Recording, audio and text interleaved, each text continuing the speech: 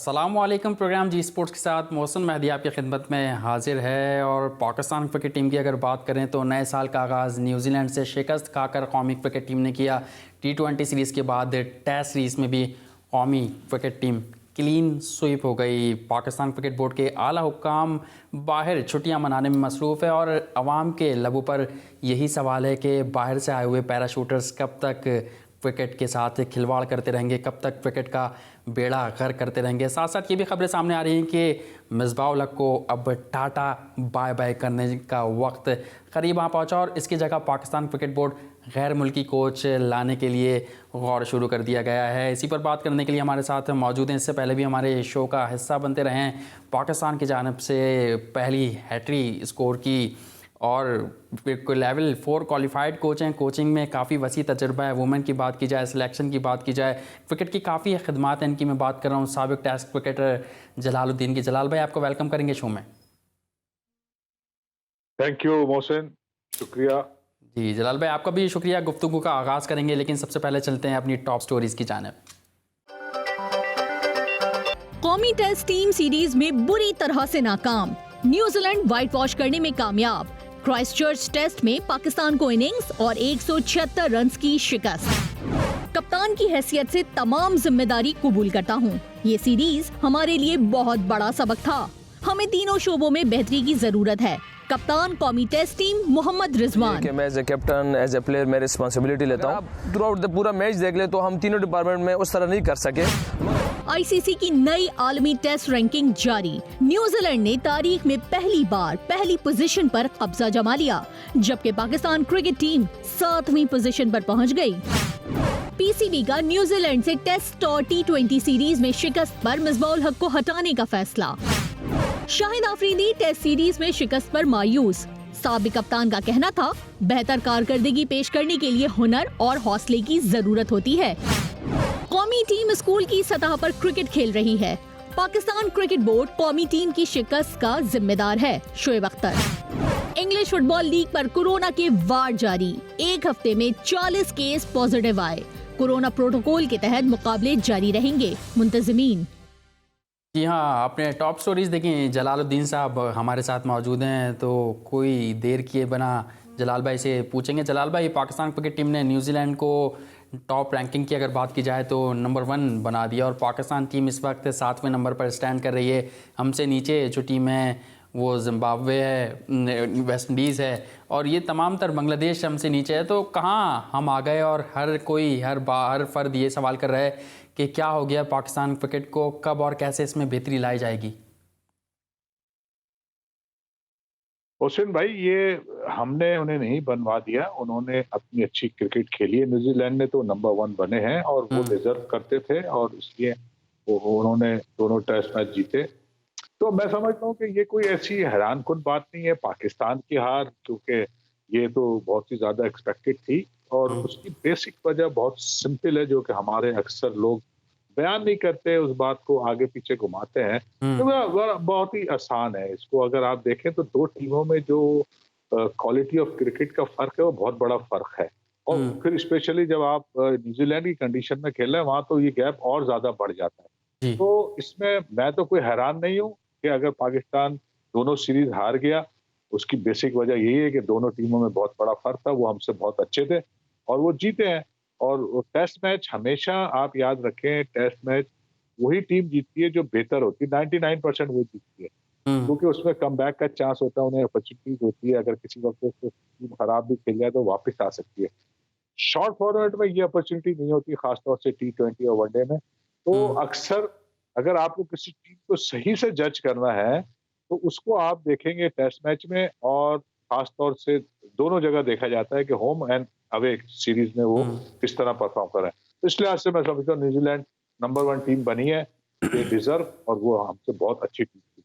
ठीक है, आप ये कह रहे हैं कि टेस्ट टीम हमेशा वही टीम जीतती है जो टीम बेहतर होती है। तो आपसे ही जानना चाहूँगा कि हमारी टीम ने कहाँ लैग किया, आपको कहाँ खामियां नज़र आई? हमने देखा कि वहाँ तो प्लेयर्स परफॉर्म करने के बाद कोई कह रहा है कि मोहम्मद यूसुफ ने मुझे सिखा दिया, कोई कह रहा है कि मैं इनसे सीख गया, और मोहम्मद रिजवान को हम उसके वक्त के एरा के जो आज चल रहे हैं बड़े प्लेयर्स उनसे मिलाने लग गए थे। तो आप क्या समझते हैं कि कहाँ पर हमने गलत किया, कहाँ पर खामियाँ नज़र आईं? देखिए, ये आज की बात नहीं है, सीरीज की बात। ये एक पुराना सिलसिला है, इसकी वजह से हम एक क्वालिटी टीम नहीं बन पा रहे हैं। हम्म। उसमें बहुत सारी वजूहत है और उनको सही अब तक किया नहीं गया, ना करने का कोई प्रोग्राम। सिर्फ कॉस्मेटिक सर्जरी के ऊपर ऊपर बड़े बड़े नाम ला के रख देने से क्रिकेट हम्म। सही नहीं। देखिए, बेसिक आप पूरी दुनिया में जो क्रिकेट खेली जाती है वो क्लब क्रिकेट उसका बेस होता है। हमारे यहाँ क्लब क्रिकेट का ना तो कोई स्टैंडर्ड है, और जो थोड़ा बहुत था वो पिछले 2 साल से बंद पड़ा हुआ है। डिस्ट्रिक्ट क्रिकेट बंद हुई है। तो कहीं दुनिया में ऐसा हुआ है किसी स्ट्रक्चर को सही करने की सारी क्रिकेट रोक दी जाए। तो असल मैं ये समझता हूँ कि जब तक आप एक एक जो ग्रास रूट्स क्रिकेट को इम्प्रूव नहीं करेंगे, डिस्ट्रिक्ट क्रिकेट को इम्प्रूव नहीं करेंगे, कभी भी हम एक क्वालिटी टीम बन नहीं सकते। इसके बावजूद मगर एक प्लस पॉइंट है जो मैं आप सबको बताना चाहता हूँ कि भाई हमारे पास इतना ज्यादा रॉ टैलेंट है, दुनिया में किसी के पास नहीं होगा। अगर आप खासतौर से इन कंट्रीज को ले लें, इंग्लैंड, ऑस्ट्रेलिया, न्यूजीलैंड, इनके पास तो बच्चे ही नहीं होते, तो घरों से बुला बुला के खिलाते हैं। हमारे अच्छा। पास तो खुदराव बच्चे पड़े हुए पूरे पहाड़ों से लेके और रेगिस्तानों तक, हम उन्हें चैनलाइज ही नहीं कर सकते। ये एक हमारा प्लस पॉइंट है और इस पे आज तक क्रिकेट बोर्ड ने कोई काम नहीं किया हुआ। अगर इसको वो सही से चैनलाइज करें तो मैं आज भी गारंटी से कह सकता हूँ कि अगर हम पूरा स्ट्रक्चर को सही से चलाएं, हम खाली ऊपर के स्ट्रक्चर पे काम करते हैं उससे कुछ नहीं होने वाला, और खाली बड़े नामों से कुछ नहीं होने वाला। सही लोग डेवलप करने पड़ेंगे। एक तो लोग हमारे पास कम है काम करने वाले, अगर आप कोचेस ले लें, ट्रेनर ले लें, फिजियोथेरेपिस्ट ले लें और दूसरे शुबों में ले लें, वो हमारे पास बहुत कम है। हमें उन्हें डेवलप करना है। और जो लोग लगे हैं वो बेशक दे आर क्रिकेटर, मगर आपको एक बात साथ साथ समझ लेनी चाहिए जी। कि क्रिकेट खेलना एक अलग स्किल है और एक जो आप कोचिंग है वो एक अलग स्किल है। उसको अलग अलग ही हमें ट्रीट करना चाहिए और उसी हिसाब से लोगों को अपॉइंट करना चाहिए। ये खराबी खाली इस सीरीज की नहीं है कि इस सीरीज में ये खराब खेला, अच्छा खेला। ये सिलसिला चलता रहेगा, क्योंकि जब तक के असल बेस कॉज जिसे हम कहते हैं कॉज को सही नहीं किया जाएगा, इस तरह की परफॉर्मेंस रहेगी।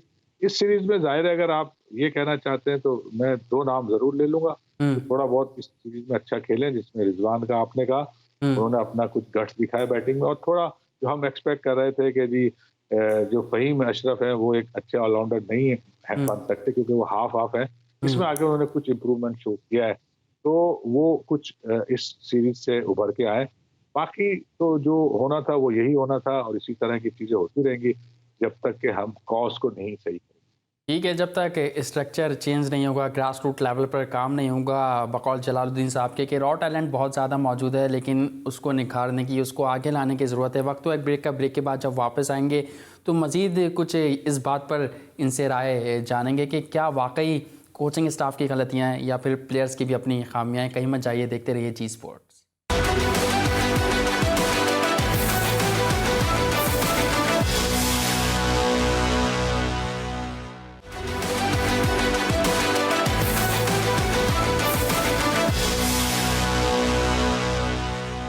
Welcome back after a short commercial break. और ब्रेक से कबल हम बात कर रहे थे पाकिस्तान क्रिकेट टीम की कारकर्दगी के हवाले से, और इस वक्त हमें ज्वाइन किया है। क्रिकेट से काफ़ी गहरा ताल्लुक़ है उनका, इन टच रहते हैं क्रिकेट में।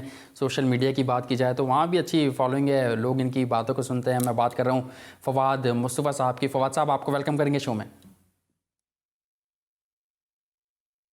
जी, अस्सलाम वालेकुम। वालेकुम अस्सलाम। फवाद साहब, तमाम ही लोग शायकीन क्रिकेट तमाशाई अपनी नींदें हराम की, मैच देखे, लेकिन इतनी नाकस कारकर्दगी, क्या कहेंगे टीम के परफॉर्मेंस के हवाले से?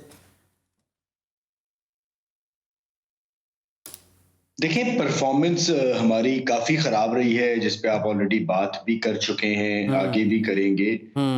बट ये पहली बार नहीं हुआ है। इस किस्म की परफॉर्मेंस हम माजी में भी दे चुके हैं। बात सारी ये होती है कि क्या हम इससे कोई सबक सीखेंगे? बात अब उस पे होनी चाहिए।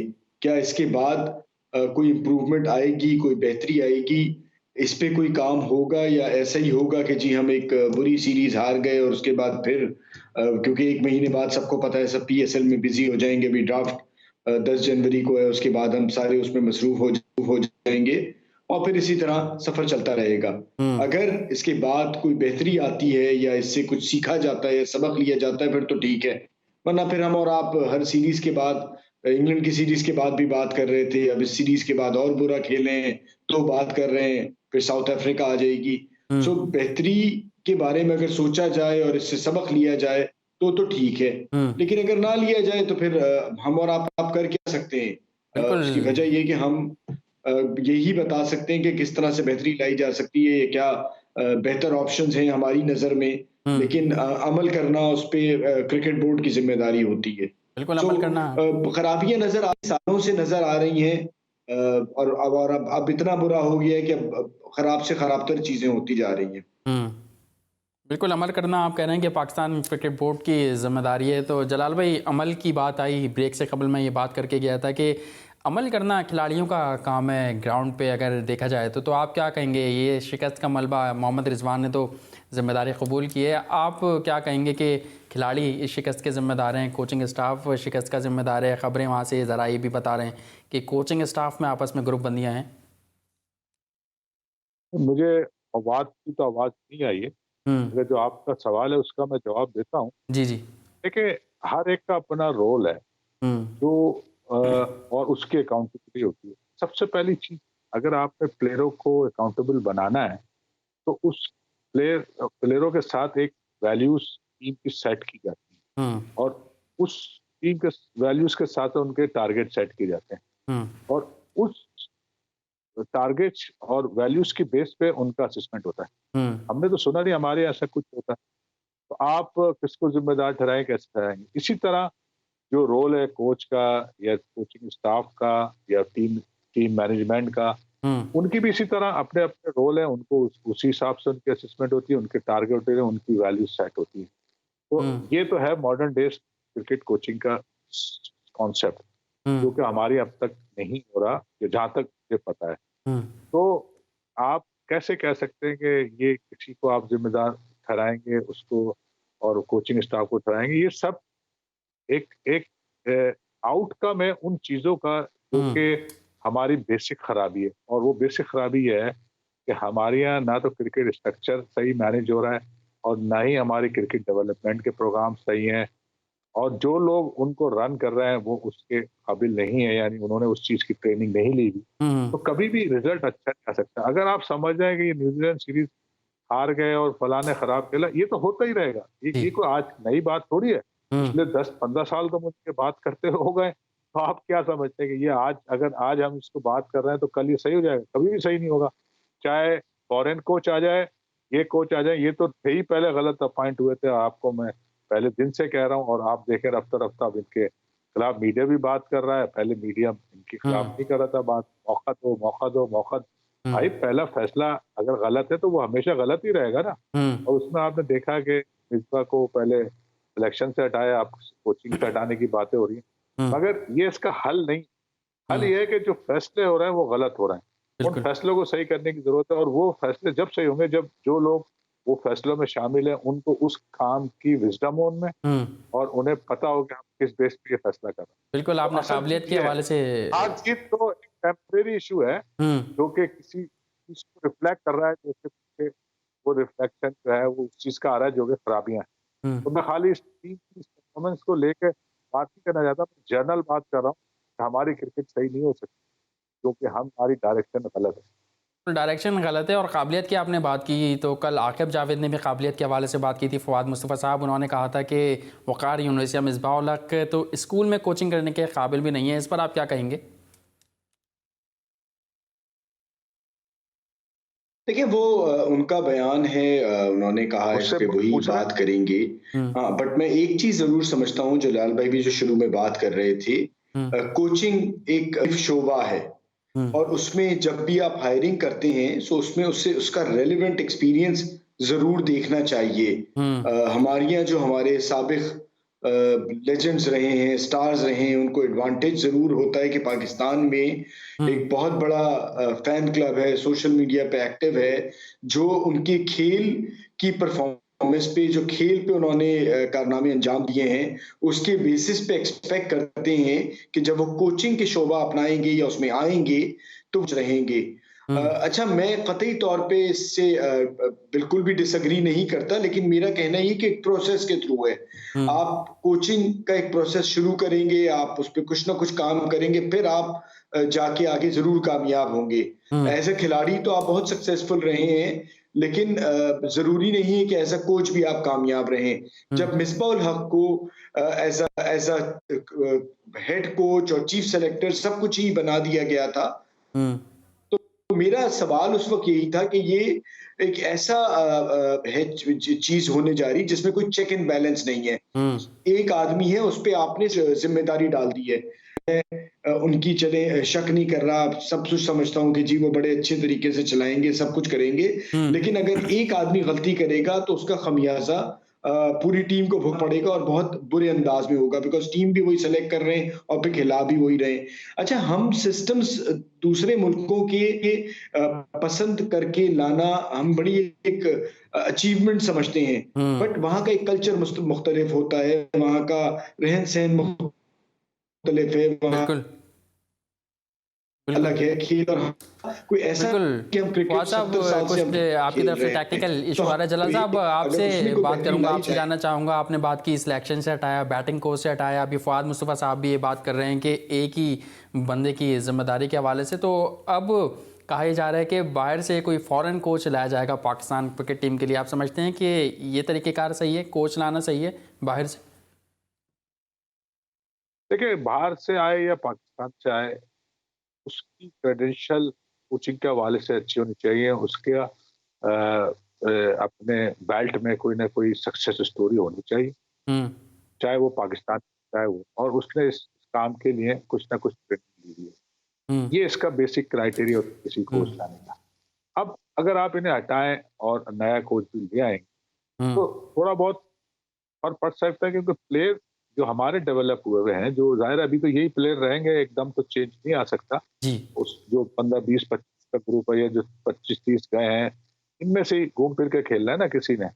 ये वो सारे प्लेयर हैं, मास्टर एक दो को हम आइडेंटिफाई कर सकते हैं या अलग कर सकते हैं, बाकी सब एवरेज प्लेयर हैं।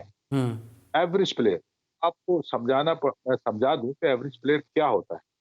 एवरेज प्लेयर वो होता है जो आइडियल कंडीशन में परफॉर्म करता है। जब भी मुश्किल कंडीशन आएगी, मुश्किल क्रिकेट आएगी, मुश्किल अपोनेंट्स आएगा, उनकी सक्सेस जो परसेंटेज है वो बहुत कम हो जाती है। और जहाँ आइडियल कंडीशन आएगी, सपोज अभी होम सीरीज होती है जहाँ हमारे लिए बेहतर कंडीशन है क्रिकेट खेलने की पाकिस्तानियों से, वहाँ आप देखेंगे वो परफॉर्म। मगर ओवरऑल एक क्वालिटी प्लेयर वो होता है जिसको आपने कंसिस्टेंसी से देखना होता है और होम और अवे सीरीज में उनकी कंसिस्टेंसी को देखना होता है। तो ये तो अभी हमारे पास प्लेयर है नहीं, कोच आ भी जाएगा तो क्या कर। बिल्कुल, जो मैं बार बार कहता हूँ कि हमें अपने सिस्टम को नीचे से सही करना है, ताकि जो प्लेयर आना शुरू हो वो बेसिक चीजें वहीं सीख के आ रहा हूँ क्लब क्रिकेट से, और डिस्ट्रिक्ट लेवल पे जो सीखना वो आ रहा हूँ। हम पाकिस्तान लेवल पे पहले ले आते हैं, फिर उन्हें सिखाना शुरू करते हैं। आज से नहीं हो रहा है, हमारे जमाने से ऐसे ही हो रहा है। तो इसको ठीक करने की जरूरत है। आजकल मॉडर्न डेज में ये नहीं होता, हर लेवल पे हर जगह क्रिकेट को सिखाया जाता है। और हद तो यह है कि आप जो क्रिकेट है फर्स्ट क्लास के अलावा वो तो 2 साल से बंद, में ऐसा होता है कि क्रिकेट को बंद कर दिया जाए। और आपके पास तो इतना रॉ मटेरियल है कि अगर आप सही से यूज करें तो मैं गारंटी से कहता हूँ कि बहुत बेहतरी आ सकती है पाकिस्तान टीम, मगर वो शॉर्ट टर्म में नहीं आएगी, वो लॉन्ग टर्म में आएगी।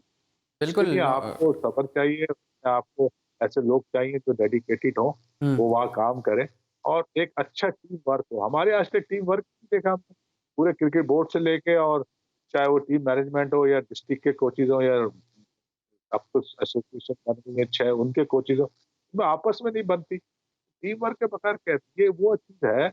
अगर टीम वर्क नहीं है तो इसका मतलब है दे आर नॉट एजुकेटेड, कैसे काम करना उन्हें नहीं आता, तो रिजल्ट कैसे प्रोड्यूस करेंगे। बिल्कुल, टीम वर्क बहुत जरूरी है। और आप ये कहते हैं कि एवरेज क्रिकेटर नहीं चाहिए, और जाहिर है दस्तूर ये कि हथियार कारखानों में तैयार होते हैं और मैदान में चलाए जाते हैं, लेकिन ये है पाकिस्तान क्रिकेट, यहाँ हर काम ही निराला है। यहाँ पे हथियारों को मैदान में लाया जाता है और फिर उनसे कहा जाता है कि हम सीख रहे हैं। हमने सीरीज़ में भी बहुत से क्रिकेटर से ये बयानात सुने कि हम सीख रहे हैं। बहुत बहुत शुक्रिया जलालुद्दीन साहब आपका कि आपने अपना कीमती वक्त जी स्पोर्ट्स में दिया। गुफ्तगू को मज़ीद आगे बढ़ाएंगे, लेकिन वक्त तो एक ब्रेक का। ब्रेक के बाद फवाद मुस्तफ़ा साहब और कुछ मज़ीद गेस्ट हमें ज्वाइन करेंगे। कहीं मत जाइए, देखते रहिए जी स्पोर्ट्स।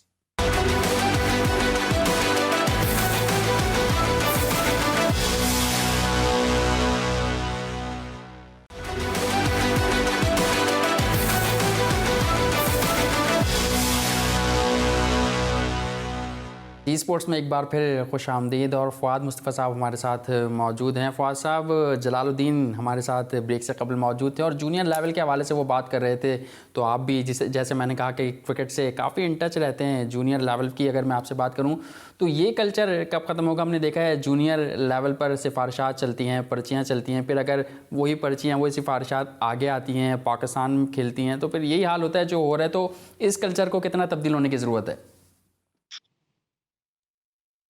देखिए आप कल्चर तो हमारा पिछले 50 साल से 70 साल से यही चल रहा है, और ये सिर्फ क्रिकेट में नहीं है, सिफारिश तो हर जगह पे, हर शोबे में, हर डिपार्टमेंट में चल रही होती है। अगर आप एक पॉलिसी बना दें, सिलेक्शन पॉलिसी बना दें, तो उसको आप कम कर सकते हैं, खत्म नहीं हो सकती। और ये पहले भी होती थी, लेकिन आपके क्वालिटी इतनी ज्यादा तगड़ी आती थी कि वो खुद ब खुद फर्क नजर आ जाता था। तब आपके क्वालिटी नहीं आ रही, क्रिकेट इतनी नहीं हो रही, तो आपको जब इंटरनेशनल लेवल पे मुकाबला करना पड़ रहा है, तो आपको फर्क नजर आ रहा है कि हमारी क्वालिटी ऑफ क्रिकेट जो है, जो खेल के हमारे प्लेयर्स मुकाबला करने जा रहे हैं, वो उस क्वालिटी की नहीं है जो इस वक्त हो रही है। सही। सो उसको आपने अपनी क्रिकेट को बढ़ाना है, आपने एक पॉलिसी बनानी है। मैं हमेशा से कहता हूँ सिलेक्शन की पॉलिसी होनी चाहिए कि क्या क्राइटेरिया होगा सिलेक्शन का।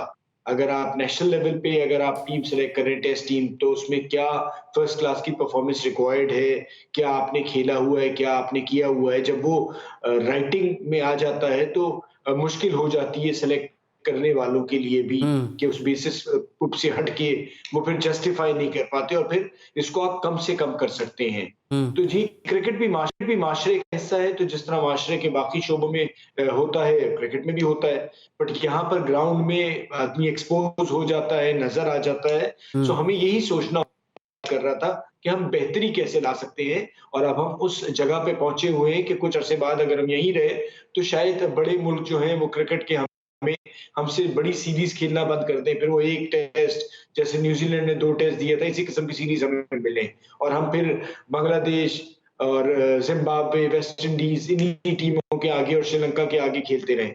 तो ये हमें अब एक आई ओपनर है, और ये वक्त आ गया है कि हम ऐसे फैसले लें, और इस कि जो कुछ हो गया है उस खराब, उसको बेहतर कैसे किया जाए, लेकिन हमें जल्दी करना पड़ेगा।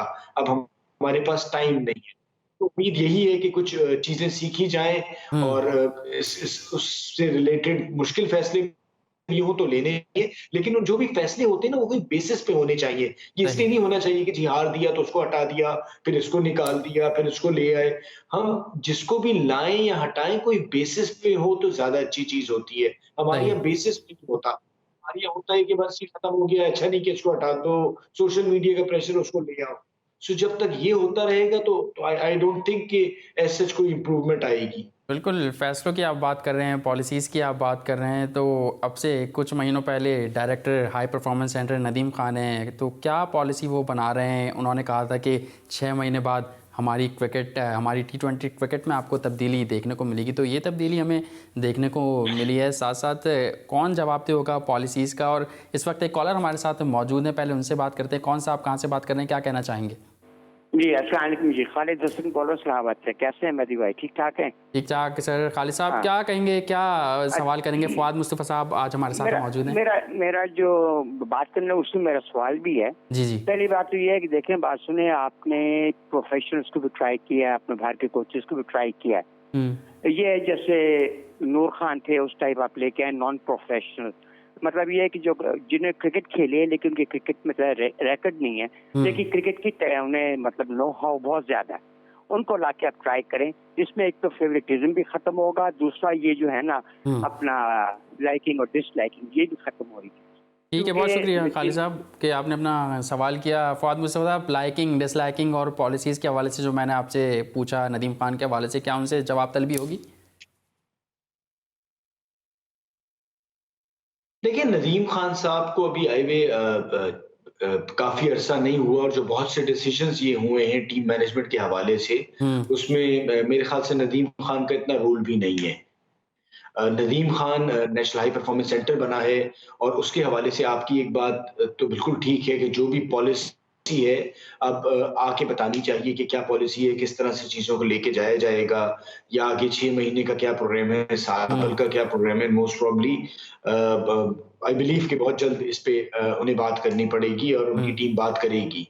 एक चीज जो बहुत ज्यादा मिसिंग है, जो जलाल भाई भी बात कर रहे थे, 2 साल से क्लब क्रिकेट नहीं हुई है। तो जब क्लब क्रिकेट नहीं हो रही और आप देखें जो जूनियर लेवल पे भी क्रिकेट हो रही है, तो अब 6 सूबों की टीमें हैं। ये भी चीज शुरू हुई थी, जो हमारे प्राइम मिनिस्टर हैं उन्होंने ही कहा था कि 6 टीमें बनाई जाएं। अब वो एक क्रिकेटर हैं, तो और जितने बड़े वो क्रिकेटर हैं, तो किसी में भी हिम्मत नहीं होती कि जी उनसे बहस की जाए, उन्हें समझाया जाए कि जी ये तरीका कामयाब नहीं होगा। तो वो तरीका करके देख लिया। अब उससे हो ये रहा है कि आपके पास 90 लड़के अंडर 19 में आ रहे हैं, 90 लड़के 16 में आ रहे हैं, और फिर ऊपर जो है वो फर्स्ट क्लास और सेकंड 11 मिला के कोई 100 टोटल आपके 300-400 का पूल बन रहा है। तो क्लब क्रिकेट तो हुई नहीं, तो अब आपको 400 में से आपने 11 लड़के एक तरह से नेशनल लेवल पे निकालने और फिर नीचे लेवल पे टीम्स बनानी है। सो आपका वैसे ही पूल छोटा हो गया ना। तो अगर क्लब क्रिकेट आप 2 साल से नहीं खेल रहे हैं और बहुत से लड़के हो सकता है बड़े टैलेंटेड प्लेयर्स हो कि जो इस सर्किट से हट गए हों और जो शायद क्रिकेट या तो उन्होंने छोड़ दी हो या दूसरी चीजों में चले गए, तो वो हमें एक अलग नुकसान हुआ है।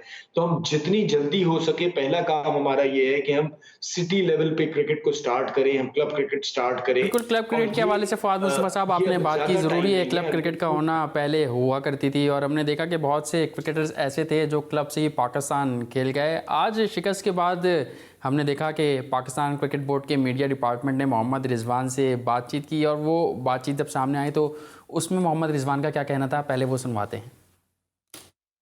सबसे पहले तो ये कि मैं as a captain, as a player मैं रिस्पॉन्सिबिलिटी लेता हूँ कि जिसमें अल्लाह पाक ने काबिलियत रखी है, उस तरह मुझसे कीपिंग नहीं हुई, उस तरह मैंने डिलीवर कीपिंग में नहीं किया। और उसके बाद अब इम्पॉर्टेंट चीज़ हमारी फील्डिंग उस तरह नहीं हुई जिस तरह हमें करनी चाहिए, क्योंकि आपको पता है कि टेस्ट मैच जीतने के लिए आपको 20 आउट करने पड़ते हैं। तो उसमें अगर आप कैचेस भी ड्रॉप करते हैं तो ये 20 से 30 पे चले जाता है। और फिर ऐसे ही बड़ी साइड के साथ खेलने, मैचेस खेलने, उसमें से बड़े बड़े जो आपके सबके सामने हैं, केन विलियमसन इस टाइम दुनिया के नंबर 1 प्लेयर है। अगर हम इसके कैच ड्रॉप कर सकते, इट मीन्स कि वो लंबा से लंबा स्कोर कर सकता है। तो वही हुआ, हमने कैचेस ड्रॉप किए और उसी तरह उन लोगों ने लंबे रन्स कर दिए। और बाकी अगर आप थ्रू आउट द पूरा मैच देख ले तो हम तीनों डिपार्टमेंट में उस तरह नहीं कर सके, मगर हमें ये है कि हमारे बॉलर्स ने शुरू में एफर्ट किए, हमें अपॉर्चुनिटीज़ क्रिएट किए, उन्होंने हमें अपॉर्चुनिटीज़ हमें दी है, मगर कहीं पे हम अनलकी रहे, नो बॉल्स की वजह से, कहीं पे हमारी ड्रॉप कैचेस रहे, तो इस वजह से थोड़ा ये मैच हमसे दूर चला गया। नेक्स्ट सीरीज में हमारे पास टाइम बहुत कम है, मगर इंशाल्लाह उम्मीद है कि वो अपना फॉर्म, अपनी कॉन्फिडेंस वापस बैक कर लेंगे और इंशाल्लाह साउथ अफ्रीका के खिलाफ अच्छा खेलेंगे। सेम एज हमारे बॉलर्स के लिए भी यही है, उन लोगों ने एफर्ट किया हम अर्ली ऑन। हाँ, ये है कि अपॉर्चुनिटीज़ के बाद उनका मोरल थोड़ा सा डाउन गया है, मगर स्टिल उन लोगों ने एफर्ट किए, फिर भी हमें बॉलिंग में भी कंसिस्टेंसी की ज़रूरत है। बिल्कुल, आपने मोहम्मद रिजवान के हवाले से बातचीत सुनी, वो जिम्मेदारी कबूल कर रहे हैं कि हम बुरा खेले, कैचेस ड्रॉप हुए, फील्डिंग सही नहीं हुई। लेकिन एक साबिक क्रिकेटर हैं, मैं बहुत बड़ा फ़ैन हूं उनका, मोहम्मद यूसुफ साहब का, उन्होंने आज ये बात कही कि पाकिस्तान क्रिकेट टीम ने न्यूजीलैंड में बहुत सही क्रिकेट खेली है, बहुत अच्छी क्रिकेट खेली है। फवाद मुस्तफा साहब, खिलाड़ी खुद मान रहे हैं कि हमने गलत क्रिकेट खेली, कैचेस ड्रॉप हुए, बल्लेबाजों ने जिम्मेदारी का मुजाहरा नहीं किया। आप समझते हैं कि ये अच्छी क्रिकेट है? मैं अब आप बता रहे हैं, अगर ये बात उन्होंने कही है तो मुझे यकीन नहीं आ रहा। हो सकता है कि उन्होंने अब ज्वाइन कर लिया है क्रिकेट बोर्ड, तो वो अब दूसरे जाविये से क्रिकेट को देख रहे हैं। क्रिकेट तो कतई तौर पे अच्छी नहीं खेली। और सवाल जैसे रिजवान ने बात की थी कि जी हमने आउट नहीं किए और कैचेस छूटे, हाँ ये सब चीजें हुई, लेकिन बात ये है कि क्या हमारी बॉलिंग ऐसी थी पूरी सीरीज में जो 20 खिलाड़ियों को आउट कर सके, या 2 बार न्यूजीलैंड को आउट कर सकती ना। पहले टेस्ट में तो उतने कैचेस नहीं छूटे थे, उसमें भी हमने कोई 15 उनके खिलाड़ी आउट किए। इस बार भी हम पूरी टीम को 2 बार नहीं आउट कर सके, और माजी में भी होता है। तो हमें अपनी सिलेक्शन के हवाले से सोचना पड़ेगा कि जो हम टीम लेके गए थे, जो हमने खिलाई, क्या उससे बेहतर हमारे पास प्लेयर्स अवेलेबल थे? मैं समझता हूँ थे, वहां पर भी मौजूद थे, और यहाँ से जो हम नहीं लेके गए यहाँ भी थे। सो हम कायदे-ए-आज़म ट्रॉफी जो एक टूर्नामेंट कराते हैं, जिसकी बड़ी अच्छी हर जगह भी मीडिया पे चल रहा होता है, कायदे-ए-आज़म के बाजार पे भी जाते हैं, वीडियोस भी बनती हैं, बट जो उनके परफॉर्मेंस हैं और वो जो परफॉर्म करके आते हैं, अगर हम उनको मौका दें और फिर परफॉर्मेंस ना हो तो फिर सोचना पड़ेगा। बिल्कुल ये तो हम उन खिलाड़ियों को मौका ही नहीं देते ना जो टॉप परफॉर्मर्स हैं, चाहे वो बॉलर्स हैं, चाहे वो बिल्कुल बैट्समैन हैं। खिलाड़ियों के मौके हम की आप पहला बात काम कर रहे तो हैं ये फवाद कर सकते मुस्तफा हैं साहब। कि रिजवान ने जो एक और बात स्कीम कही में कि अगली सीरीज़ के लिए हमारे पास टाइम कम है, जो कि जनूबी अफ्रीका पाकिस्तान का दौरा कर रही है। होम सीरीज़ पे पाकिस्तान क्रिकेट टीम को अपने मैचेस खेलना होंगे। कहा यह जा रहा है कि बड़ी तब्दीलियाँ की जाएंगी। शर्जील खान का नाम सामने आ रहा है, आज़म खान का लोग नाम कह रहे हैं कि T20 में उनको खिलाया जाएगा, क्योंकि तो इस पर आप क्या कहेंगे कि अब बनती हैं तब्दीलियाँ?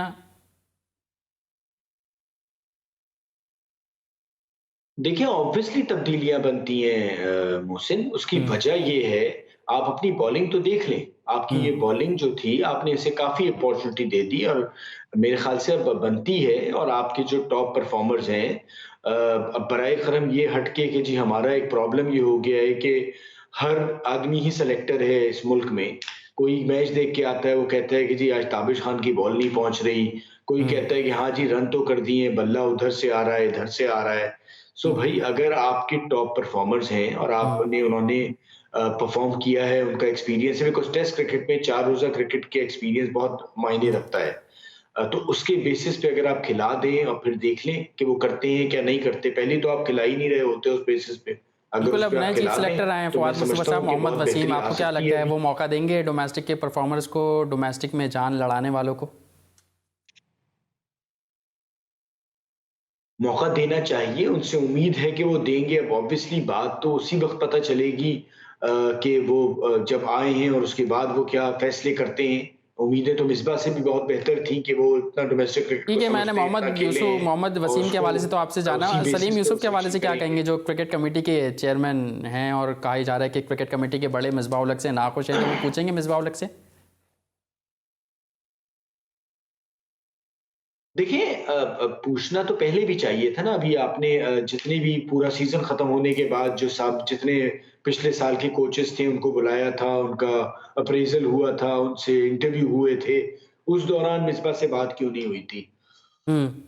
ये हारने के बाद ही आज क्यों बात हो रही है? ये पहले भी बात होनी चाहिए जब आपने सारे ठीक कोचेस को बुला है के फवाद उनको मुस्तफा इंटरव्यू साहब, टाइम किया था, हमारे तो पास उसका कम है, खुद का भी पहले ये बात अप्रेजल हो होना जानी चाहिए थी। कब आपका ऐसा हो बहुत बहुत गया? शुक्रिया, आपने अपना कीमती वक्त जी स्पोर्ट्स में दिया। जलाल भाई का भी, और साथ साथ क्रिकेट के अलावा भी हम दीगर इशूज़ पर बात करते हैं। तो आज लाहौर में कोरोना के बाद पहली बार कायदे आज़म इंटर डिवीज़न चैम्पियनशिप का आगाज़ हो गया, और इस रंगारंग तकरीब में क्या हुआ मुलाहिज़ा फरमाइए। स्पोर्ट्स बोर्ड पंजाब के जेर एहतमाम पहली ओपन इंटर डिवीजन चैंपियनशिप की इफ्तिताही तकरीब। रंगारंग तकरीब में फनकारों का दिलकश सकाफती रक्स, साईं ज़हूर की परफॉर्मेंस ने समा बांध दिया, जबकि ढोल की थाप ने खिलाड़ियों को झूमने पर मजबूर कर दिया।